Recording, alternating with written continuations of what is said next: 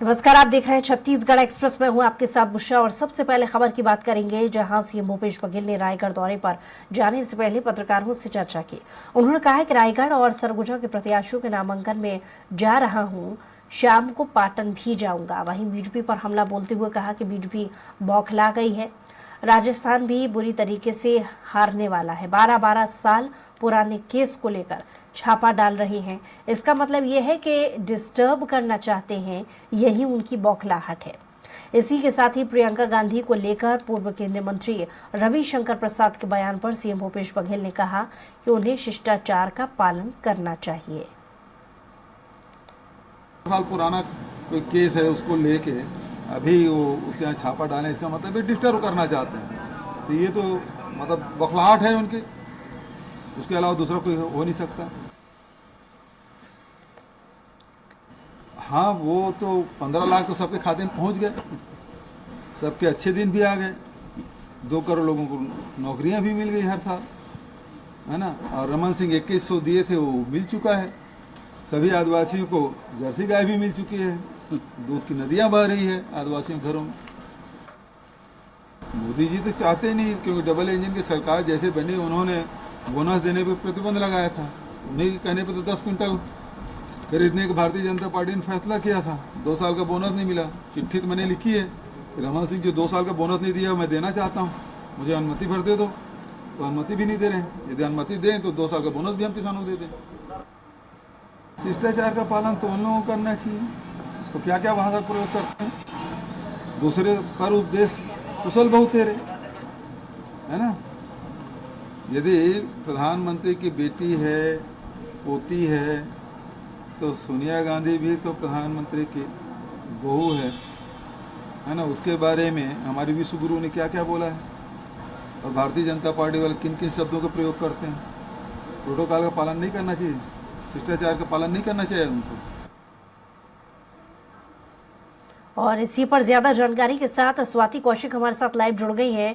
स्वाति, मुख्यमंत्री भूपेश बघेल मीडिया से मुखातिब हुए, करारे हमले उन्होंने बोले हैं राजस्थान की राजनीति को लेकर, बीजेपी की स्थिति को लेकर के भी उन्होंने बहुत सारे जो है आरोप प्रत्यारोप किए हैं। क्या सियासी मायने इसके निकाल करके देखे जा रहे हैं और क्या तंज उन्होंने कसे? जी बुशरा, देखिए आज मुख्यमंत्री भूपेश बघेल जो है वो अपने 1 दिवसीय दौरे पर निकल चुके हैं। अंबिकापुर के लिए वो रवाना हुए। इस दौरान उन्होंने एयरपोर्ट पर पत्रकारों से चर्चा करते हुए बीजेपी पर बहुत तीखे हमले बोले हैं।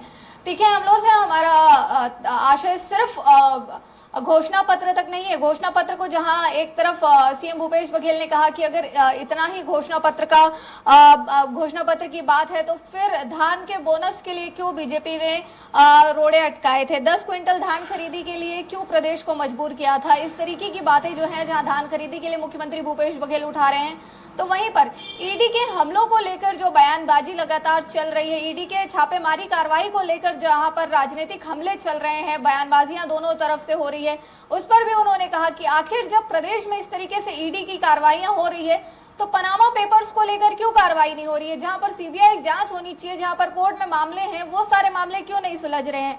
तो तमाम तरीके की बयानबाजियां जो है वो राजनीतिक, क्योंकि चुनावी माहौल है प्रदेश में, इस तरीके की बयानबाजी चल ही रही है।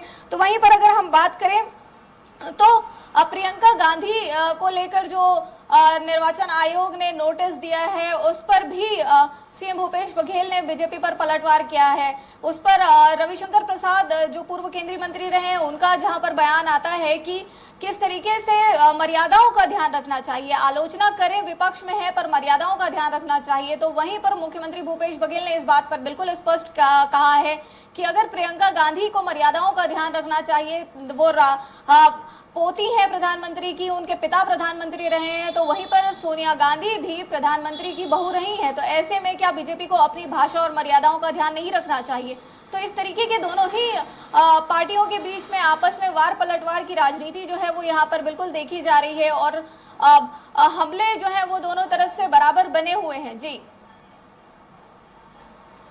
चलिए, बहुत शुक्रिया तमाम जानकारी के लिए स्वाति।